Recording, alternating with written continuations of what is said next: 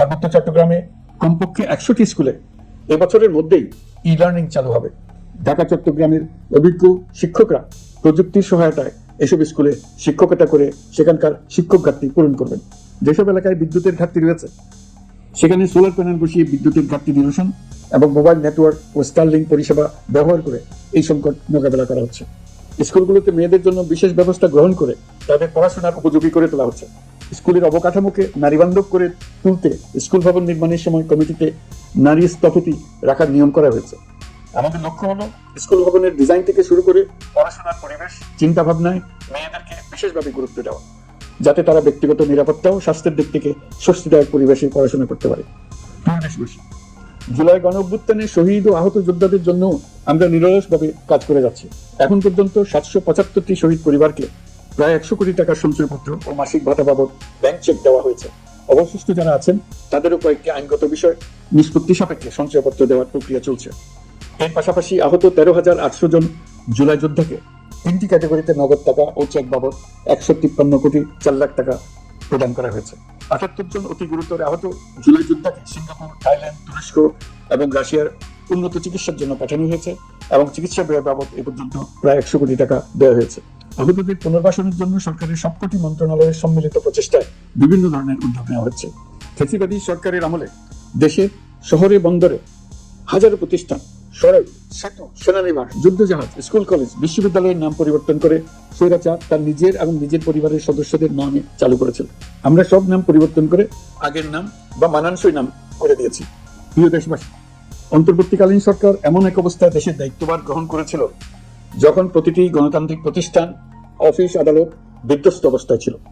আমাদের প্রথম এবং প্রাথমিক কাজ ছিল এই প্রতিষ্ঠানগুলো সংস্কার এবং পুনর্নির্মাণে হাত দেওয়া, আইন শৃঙ্খলা বাহিনী পুনর্গঠন, অর্থনীতি পুনরুদ্ধার, আইন আদালত, নির্বাচন কমিশন সহ যাবতীয় গণতান্ত্রিক প্রতিষ্ঠানকে সচল করা এবং নাগরিকদের নিকট দায়বদ্ধ করে তোলা। রক্তাক্ত জুলাই ছিল স্বৈরাচারের বিরুদ্ধে তরুণদের পুঞ্জীবিত ক্ষোভের বহিঃপ্রকাশ। 16 বছর ধরে সরকারের স্বৈরাচারী আচরণের বিরোধিতা করে যতগুলো আন্দোলন হয়েছে প্রতিটিতেই দলীয় সন্ত্রাসীরা অস্ত্র হাতে আন্দোলনকারীদের আক্রমণ করেছে। প্রতিটি আন্দোলনকেই দমন করার জন্য দলীয় সন্ত্রাসীরা সর্বোচ্চ আঘাত করেছে, যেখানে আইন শৃঙ্খলা বাহিনীকেও অংশ নিতে নির্দেশ দেওয়া হয়েছে অথবা দাঁড়িয়ে দর্শকের ভূমিকায় থাকতে বলা হয়েছে। একটি স্বাধীন বিচার বিভাগের জন্য অন্তর্বর্তী সরকার সংস্কার কাজ হাতে নিয়েছে।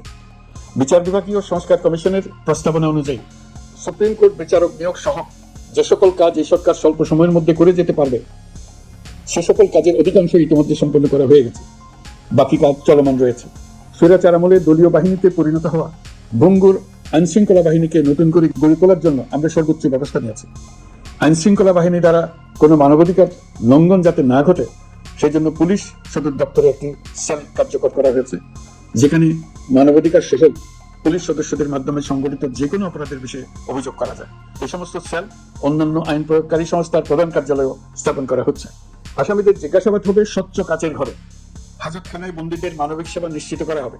অভিযান পরিচালনার সময় পুলিশ যেন জিপিএস ট্র্যাকিং সিস্টেম ডিভাইস সহ বডি ক্যামেরা পরিধান করেন তা নিশ্চিত করা হবে। পুলিশ যেন আর কখনোই কোনো আন্দোলন দমনে প্রাণঘাতী অস্ত্র ব্যবহার করতে না পারে সেই ব্যবস্থা নেওয়া হয়েছে।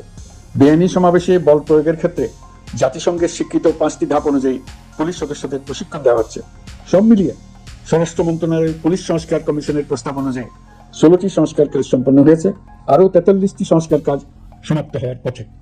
দেওয়ানি আইন, নারী ও শিশু নির্যাতন দমন আইন সহ বিভিন্ন আইনগত সংস্কার সম্পন্ন হয়েছে। সম্প্রতি সরকার ফৌজদারি কার্যবিধি সংশোধন অধ্যাদেশ 2025 অনুমোদন করেছে। এর ফলে এখন থেকে কোনো ব্যক্তিকে আটকের পর 12 ঘন্টার মধ্যে যত দ্রুত সম্ভব পরিবারকে জানাতে হবে। আটককৃত ব্যক্তিকে আইনজীবীর সঙ্গে সাক্ষাতের সুযোগ দিতে হবে। গ্রেপ্তারকৃত ব্যক্তি রিমান্ডের পর অসুস্থ বা আহত হলে তাকে ডাক্তার কর্তৃক পরীক্ষা করতে হবে এবং আঘাতের কারণ নিশ্চিত হতে হবে। তার প্রয়োজনীয় চিকিৎসা দিতে হবে। এক্ষেত্রে পুলিশের দায় থাকলে আইনি ব্যবস্থা নেওয়ার বিধান যুক্ত করা হয়েছে। এই আইনের ফলে গ্রেফতার ও আটক নিয়ে মানুষের হয়রানি অনেক কমে আসবে, পুলিশের জবাবদিহিতা বাড়বে এবং বিচারের কাজ দ্রুততর হবে।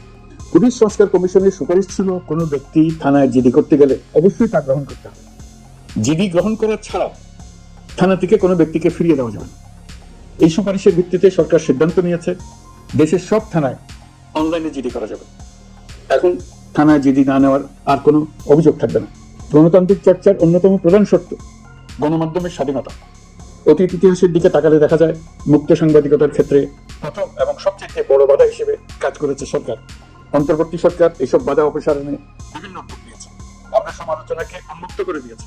যে কেউ চাইলেই যে কোনো মাধ্যমে, সেটা মূলধারার গণমাধ্যম হোক কিংবা সামাজিক যোগাযোগ মাধ্যমে হোক, সরকারের সমালোচনা করতে পারছেন। এমনকি রাষ্ট্রীয় গণমাধ্যমেও সরকারের সমালোচনা করা যাচ্ছে। নিকট অতীতে যা ছিল অকল্পনীয়। সাংবাদিকদের জবাবদিহিতা নিশ্চিত করার জন্য সরকার ইতিমধ্যে প্রেস কাউন্সিল পুনর্গঠন করেছে।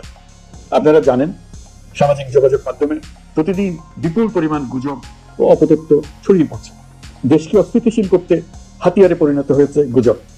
অপতথ্য মোকাবেলা করার জন্য সাংবাদিকদের সক্ষমতা বাড়াতে বিভিন্ন ধরনের প্রশিক্ষণের ব্যবস্থা নেওয়া হচ্ছে।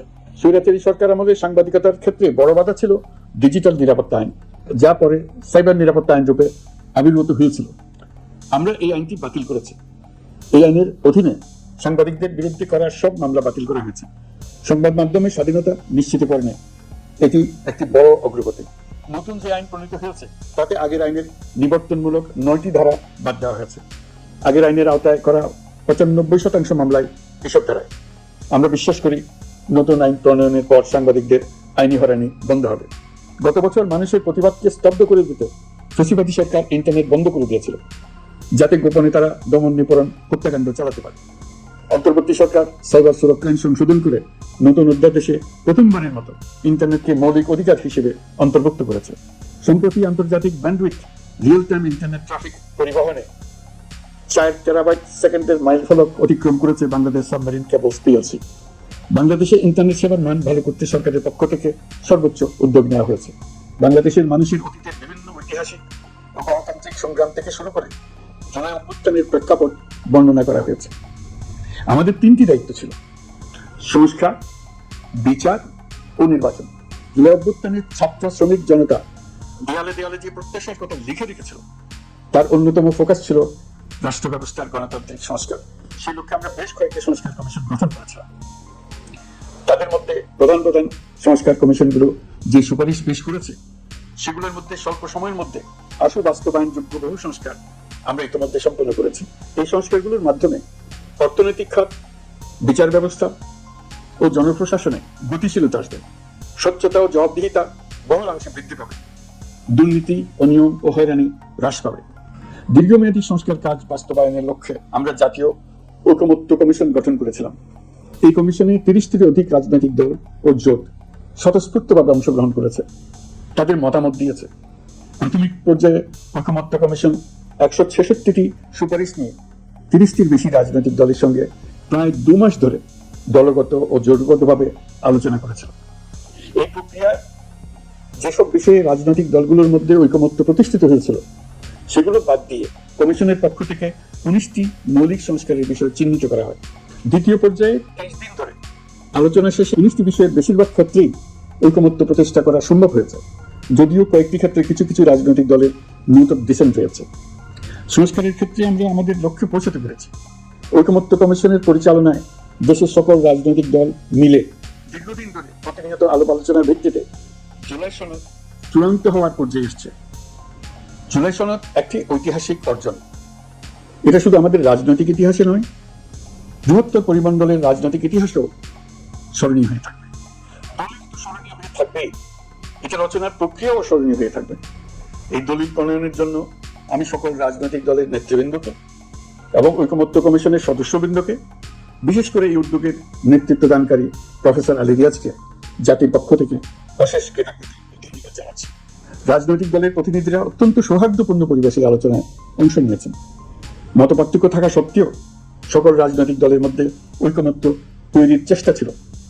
আমরা আশা করছি এই ঐকমত্যের ভিত্তিতে অচিরে রাজনৈতিক দলগুলি জুলাই সনদে স্বাক্ষর করবে এবং এর বাস্তবায়নেও ঐকমত্যে পৌঁছাবে। জুলাই সনদ বাংলাদেশে সুষ্ঠুভাবে ক্ষমতা হস্তান্তর, জবাবদিহিমূলক রাষ্ট্রীয় প্রতিষ্ঠানগুলোর স্বাধীনতা ও সক্ষমতা, নাগরিক অধিকারের সত্যিকারের বাস্তবায়ন, রাষ্ট্রীয় সম্পদ ও সামর্থ্যের ব্যবস্থাপনা নিশ্চিত করবে। আমাদেরকে নিশ্চিত করতে হবে ভবিষ্যতের কোনো সরকারই যেন আর ফ্যাসিস্ট হয়ে উঠতে না পারে। রাষ্ট্রকে এমনভাবে মেরামত করতে হবে যাতে কখনো কোথাও ফ্যাসিবাদের লক্ষণ পাওয়া গেলেই সেটিকে যেন তাৎক্ষণিকভাবে সেখানেই নির্মূল করা যায়, আর যেন 16 বছরের জন্য অপেক্ষা করতে না হয়, বহু মানুষকে প্রাণ দিতে না হয়। আমাদের জন্য আরেকটি গণ অভ্যুত্থানের প্রয়োজন না হয়। জুলাই আগস্টের মানবতা বিরোধী অপরাধ মামলায় বিচার কাজ দৃঢ়ভাবে এগিয়ে চলেছে। বিচারের আনুষ্ঠানিক শুনানি পর্ব শুরু হয়েছে। ইতিহাসের নির্মম হত্যাযজ্ঞে যারা জড়িত তাদের বিচার এদেশের মাটিতে হবেই। বিচার প্রক্রিয়া ও এর ফলাফল ক্রমান্বয়ে মানুষের কাছে প্রকাশিত হতে থাকবে। বিচারের পুরো প্রক্রিয়া দেশবাসীর কাছে স্বচ্ছ ও দৃশ্যমান রাখা হচ্ছে। এবার আমাদের সর্বশেষ দায়িত্ব পালনের পালা, নির্বাচন অনুষ্ঠান। আজ এই মহান দিবসে আপনাদের সামনে এই বক্তব্য রাখার পর থেকেই আমরা আমাদের সর্বশেষ এবং সবচেয়ে গুরুত্বপূর্ণ অধ্যায়ে প্রবেশ করব। আমরা এবার একটা নির্বাচিত সরকারের কাছে দায়িত্ব হস্তান্তরের প্রক্রিয়া শুরু করব। অন্তর্বর্তী সরকারের পক্ষ থেকে আমি প্রধান নির্বাচন কমিশনারের কাছে চিঠি পাঠাবো যেন নির্বাচন কমিশন আগামী রমজানের আগে 2026 সালের ফেব্রুয়ারি মাসে জাতীয় নির্বাচন অনুষ্ঠানের আয়োজন করেন। আপনারা সকলেই দোয়া করবেন যেন সুন্দরভাবে নির্বাচন অনুষ্ঠান করে এদেশের সকল নাগরিক একটি নতুন বাংলাদেশ গড়ার কাজে সফলভাবে এগিয়ে যেতে পারে। আমরা সরকারের পক্ষ থেকে এই নির্বাচন যাতে সুষ্ঠু, শান্তিপূর্ণ এবং উৎসব মুখরভাবে সম্পন্ন করা যায় সেই জন্য সকল প্রকার সাহায্য সহযোগিতা প্রদান করব। এবারের নির্বাচন যেন আনন্দ উৎসবের দিক থেকে, শান্তি শৃঙ্খলার দিক থেকে, ভোটার উপস্থিতির দিক থেকে, সৌহার্দ্য ও আন্তরিকতার দিক থেকে দেশের ইতিহাসে স্মরণীয় হয়ে থাকে। সেই জন্য সকল আয়োজন সম্পন্ন করতে আগামীকাল থেকে আমরা সকলেই মানসিক প্রস্তুতি ও প্রাতিষ্ঠানিক আয়োজন শুরু করব। নির্বাচনে ভোটারদের সম্পর্কে দুই একটা কথা বলতে চাই। এবার আমরা প্রবাসী ভোটারদের ভোট দেওয়ার আয়োজন নিশ্চিত করতে চাই। অর্থনৈতিক দিক থেকে সম্পূর্ণ বিধ্বস্ত বাংলাদেশ যে আবার দ্রুত ঘুরে দাঁড়াতে পেরেছে তার বড় কারণ হলো আমাদের রেমিটেন্স যোদ্ধাদের ঐতিহাসিক অবদান। নির্বাচনে তাদের অংশগ্রহণ নিশ্চিত করার জন্য নির্বাচন কমিশন প্রস্তুতি নিচ্ছে। নারী ভোটাররা যেন দেশের সর্বত্র নির্দ্বিধায় আনন্দোৎসব সহকারে তাদের ভোট দিতে পারে এটা নিশ্চিত করতে চাই। এবার যেন কেন্দ্রে কেন্দ্রে নারী ভোটারদের ঢল নামে, আমরা সেই লক্ষ্যে সমস্ত ব্যবস্থা গ্রহণ করব। দেশের মানুষের ভোটাধিকার কেড়ে নেবার কারণে গত 15 বছর ধরে নাগরিক বৃন্দ ভোট দিতে পারেনি। এবারের নির্বাচনে আমরা আমাদের বকেয়া আনন্দ সহ মহা আনন্দে ভোট দিতে চাই। এবারের নির্বাচনে জীবনে প্রথমবার ভোট দিতে যাবে এরকম ভোটাররা নানা উৎসবের মধ্য দিয়ে ভোট কেন্দ্রে যাবে, তাদের এই দিনটি স্মরণীয় করে রাখার জন্য। এর মধ্যে নতুন নারী ভোটার থাকবে, নতুন পুরুষ ভোটার থাকবে, এর মধ্যে এমন ভোটার থাকবে যারা 15 বছর আগে থেকেই ভোট দিতে পারত কিন্তু জীবনে একবারও ভোট দিতে পারেনি। এর মধ্যে আসবে যারা 10 বছর আগে, 5 বছর আগে ভোট দিতে পারত কিন্তু পারেনি। আর আসবে ভাগ্যবান ও ভাগ্যবতীর দল যারা এই প্রথমবার ভোটার হওয়ার যোগ্যতা লাভ করলো এবং সঙ্গে সঙ্গে ভোট দেওয়ার সুযোগও পেয়ে গেল। নির্বাচনের দিনকে আমরা ঈদের উৎসবের মতো করতে চাই। এবারের ভোটের আনন্দ থাকবে সবার মধ্যে। আপনারা সবাই বাচ্চা কাচ্চাদের নিয়ে ভোট কেন্দ্রে যাবেন। নাগরিক অধিকার প্রয়োগের মহা আনন্দ পরবর্তী বংশধরদের কাছে তুলে ধরার জন্য এখন থেকে প্রতিদিন আলাপ আলোচনা করুন। আপনার এলাকায় ভোটদান ব্যবস্থা কেমন হলে সুন্দর হয়, কেমন হলে আনন্দমুখর হয় সেটা আগে থেকে ঠিক করার জন্য নতুন বাংলাদেশ গড়ার কাজের ভিত্তি রচনা হবে এবারের নির্বাচনে। তার জন্য প্রস্তুতি নিন।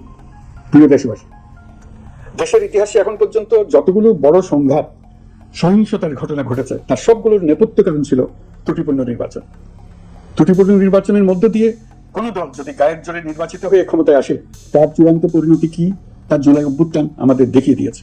আমরা ইতিহাসের কলঙ্কিত কোন অধ্যায়ের পুনরাবৃত্তি আর করতে চাই না। আপনারা প্রত্যেকেই অবগত আছেন একটা গোষ্ঠী নির্বাচনকে বাধাগ্রস্ত করার জন্য উন্মুখ হয়ে আছে। তারা দেশের গণতান্ত্রিক অগ্রযাত্রাকে ব্যাহত করতে দেশের বাইরে বসে ভেতরে থেকে নানা অপচেষ্টায় লিপ্ত রয়েছে। আমাদেরকে অবশ্যই খেয়াল রাখতে হবে তারা যেন নির্বাচনকে সংঘাতময় করে তোলার কোন রকমের সুযোগ না পায়। মাথায় রাখবেন, পরাজিত শক্তি নির্বাচনের আগ পর্যন্ত বারবার মাথাচাড়া দিয়ে ওঠার চেষ্টা করবে, কিন্তু একটি অবাধ, সুষ্ঠু, নিরপেক্ষ নির্বাচন সফলভাবে আয়োজন করা গেলে অপশক্তির পরাজয় চূড়ান্ত হবে। নির্বাচন সংক্রান্ত বিষয়ে প্রতিনিয়ত পরামর্শ নেওয়ার জন্য আমরা প্রযুক্তির সাহায্য নেব। এই জন্য একটি অ্যাপ তৈরির উদ্যোগ নিচ্ছি। দ্রুত এই অ্যাপটি চালু হবে। আপনারা আপনাদের সকল পরামর্শ, সকল মতামত, সকল আশঙ্কা এবং উদ্যোগের কথা এই অ্যাপের মাধ্যমে আমাদেরকে জানাবেন। আমরা তার যথাযথ কর্তৃপক্ষকে জানিয়ে দেব, সমস্যা সমাধানের জন্য ব্যবস্থা নেব। রাজনৈতিক দলগুলোর প্রতি আমার আহ্বান থাকবে, আপনাদের নির্বাচনী ইশতেহারে, আপনাদের প্রতিশ্রুতি, প্রতিজ্ঞা, পরিকল্পনায় কোনো কিছুতেই যেন তরুণরা বাদ না পড়ে, নারীরা বাদ না পড়ে। মনে রাখবেন, যে তরুণ তরুণীরা বাংলাদেশকে বদলে দিয়েছে তারা বিশ্বকে বদলে দেওয়ার ক্ষমতা রাখে। আপনার দল থেকে তাদেরকে সেই সুযোগ দেওয়ার উদ্যোগ নেন। আগামী নির্বাচনে সবাই নিরাপদে যার যার পছন্দের প্রার্থীকে ভোট দেবে, এটা নিয়ে কারো কোনো আপত্তির সুযোগ রাখা যাবে না। আমরা সবাই সবার পছন্দের প্রতি সম্মান দেখাবো, এটাই হোক আমাদের প্রতিজ্ঞা। প্রিয় দেশবাসী, আপনারা জানেন সরকার দায়িত্ব গ্রহণের পরপরই দেশের দক্ষিণ ও উত্তরাঞ্চলে যে ভয়াবহ বন্যা পরিস্থিতি তৈরি হয়েছিল তা ফসল উৎপাদনে ব্যাপক ক্ষতি সাধন করেছে। এর ফলে নিত্য প্রয়োজনীয় পণ্যের মূল্য বৃদ্ধির আশঙ্কা হয়েছিল। তবে সংশ্লিষ্ট প্রতিষ্ঠান ও কর্তৃপক্ষের যথাযথ পদক্ষেপ, নজরদারি ও মধ্যস্বত্বভোগীদের দৌরত্ব কমানোর ফলে এটি এড়ানো গেছে। বিশেষ করে এবছরের পবিত্র মাহে রমজান মাস থেকে শুরু করে এখন পর্যন্ত বাজার পরিস্থিতি স্থিতিশীল রয়েছে। মূল্যস্ফীতির নিয়ন্ত্রণ ছিল আমাদের জন্য সবচেয়ে বড় চ্যালেঞ্জ। ভঙ্গুর অর্থনীতি ও বন্যার কারণে খাদ্য মূল্যস্ফীতি হয়েছিল প্রায় 14%। এখন সেটা অর্ধেকে নেমে এসছে। আমরা আশা করছি ডিসেম্বরের মধ্যে এটা 6% নেমে আসবে। এই জুন মাসে দেশের সার্বিক মূল্যস্ফীতি কমে 8.48% হয়েছে, যা বিগত 35 মাসের মধ্যে সর্বনিম্ন। এই নিয়ে 4 মাস ধরে সার্বিক মূল্যস্ফীতি ক্রমান্বয়ে কমেছে। বর্তমান অন্তর্বর্তীকালীন সরকারের প্রতি প্রবাসীদের অসীম আস্থার ফলে মুদ্রা বাজারেও স্থিতিশীলতা ফিরে আসছে। গত অর্থ বছরে ব্যাংকিং চ্যানেলে রেকর্ড $3033 কোটি প্রবাসী আয় দেশে এসেছে। রপ্তানি আয়ে প্রায় 9% প্রবৃদ্ধি হয়েছে। এর ফলে টাকা শক্তিশালী হয়েছে। অনেক বছর পর ডলারের বিপরীতে টাকার মান বাড়ছে। গত 11 মাসে বৈদেশিক পাওনাদারদের পাওনা শুধু আসল বাবদ $4 বিলিয়ন, অর্থাৎ $400 কোটি অর্থ পরিশোধ করা হয়েছে, যা এই যাবৎকালের সর্বোচ্চ। আগের বকেয়া আদায় পরিশোধের পরে বৈদেশিক মুদ্রার রিজার্ভ বাড়ছে। আগামীতে এই ধারা বজায় থাকবে বলে আমরা আশা করি। বিদেশি বিনিয়োগ বৃদ্ধিতে বিভিন্ন উদ্যোগ নেওয়ার ফলে এই বছরের প্রথম 3 মাসে বিদেশি বিনিয়োগ এসছে 10.5 কোটি টাকা। গত বছরের একই সময়ের তুলনায় এটা দ্বিগুণেরও বেশি। আর অক্টোবর থেকে হিসাব করলে 6 মাসে ফরেন ডাইরেক্ট ইনভেস্টমেন্ট এসছে 16,500 কোটি টাকা, যা গত সরকারের আমলে শেষ 6 মাসের তুলনায় দ্বিগুণ। কর্মসংস্থান সৃষ্টি অন্তর্বর্তীকালীন সরকারের অন্যতম বড় লক্ষ্য। সম্প্রতি হংকং ভিত্তিক শিল্প গোষ্ঠী হান্ডা বাংলাদেশের বস্ত্র তৈরি পোশাক খাতে $250 মিলিয়ন বিনিয়োগের প্রতিশ্রুতি নিয়ে এসছে, যা এই খাতে চীনা কোনো কোম্পানির একক সর্বোচ্চ বিনিয়োগ। তাদের এই বিনিয়োগের ফলে 25,000 লোকের কর্মসংস্থান হবে। আমরা দৃঢ়ভাবে বিশ্বাস করি হান্ডার এই বিনিয়োগ আরো চীনা কোম্পানিকে এই দেশে বিনিয়োগের জন্য উৎসাহিত করবে। এর মাধ্যমে আমাদের তরুণ তরুণীদের কর্মসংস্থানের পথ খুলবে। গত 16 বছরে দেশ থেকে যে বিপুল পরিমাণ অর্থ পাচার হয়ে গিয়েছে, আমরা সেটা ফিরিয়ে আনার উদ্যোগ নিয়েছি। এই দীর্ঘ আইনি প্রক্রিয়ার জন্য সরকার নামকরা বিদেশি আইনি প্রতিষ্ঠানকে নিয়োগ দিয়েছে। যথাযথ আইনি পদক্ষেপের ফলে বিশ্বের বিভিন্ন দেশে ফেসিবাদী দুর্বৃত্তরা যে অর্থ সম্পদের পাহাড় গড়েছে তার কিছু কিছু ইতিমধ্যে জব্দ হয়েছে। এই কার্যক্রম সঠিকভাবে চালিয়ে যেতে পারলে অল্প সময়ের মধ্যে আরো কিছু ইতিবাচক ফলাফল পাওয়া যাবে বলে আমি বিশ্বাস করি। দেশের ভেঙে পড়া অর্থনীতিকে মজবুত করতে হলে আমাদের চিন্তায় মৌলিক পরিবর্তন আনতে হবে। আমি বরাবরই বলে এসেছি, এদেশের নদী ও বিশাল সমুদ্র আমাদের মূল্যবান সম্পদ। আমরা এই সম্পদকে কাজে লাগিয়ে সমান্তরালভাবে পানিভিত্তিক অর্থনীতি গড়ে তুলতে চাই। আমরা প্রায় ভুলে যাই যে বঙ্গোপসাগরের একটা অংশও আমাদের দেশ। এর পরিমাণ আমাদের মোট জমির পরিমাণের চাইতে বেশি। আমরা প্রায় সবসময় জমি ভিত্তিক আমাদের অর্ধেক দেশ নিয়ে মাথা ঘামাই, বাকি পানি ভিত্তিক অর্ধেক দেশকে হিসাবেই ধরি না, কারণ আমরা ওই অংশে বসবাস করি না। আমরা তো হওয়ার বাইরেও বসবাস করি না, তাই বলে তো তাকে হিসাবের বাইরে রাখি। এখন থেকে আমাদের অংশের বঙ্গোপসাগরকে আমরা আমাদের দেশের মূল্যবান অংশ, এই কথা সবসময় মাথায় রেখে অগ্রসর হব। এই অংশের পানির উপর দিয়ে দেশ বিদেশের সঙ্গে আমরা বাণিজ্য করব, তার মাধ্যমে আমরা পুরো পৃথিবীকে আমাদের প্রতিবেশী বানাবো। এই পানির মধ্যে আছে অফুরন্ত সম্পদ, মৎস্য সম্পদ, যা প্রতি বছর ফসল দেয়। এই পানির নিচে আছে অফুরন্ত গ্যাস। এই সবকিছুকে নিয়ে প্রতিনিয়ত আমাদের চিন্তা ভাবনাকে চালিত করতে হবে। প্রিয় দেশবাসী, আপনাদের আহ্বানে একটি ঐতিহাসিক সন্ধিক্ষণে আমরা দায়িত্বভার গ্রহণ করেছিলাম। জুলাই অভ্যুত্থানের সৃষ্ট নতুন বাংলাদেশের যে অভূতপূর্ব সম্ভাবনা জাগ্রত হয়েছে,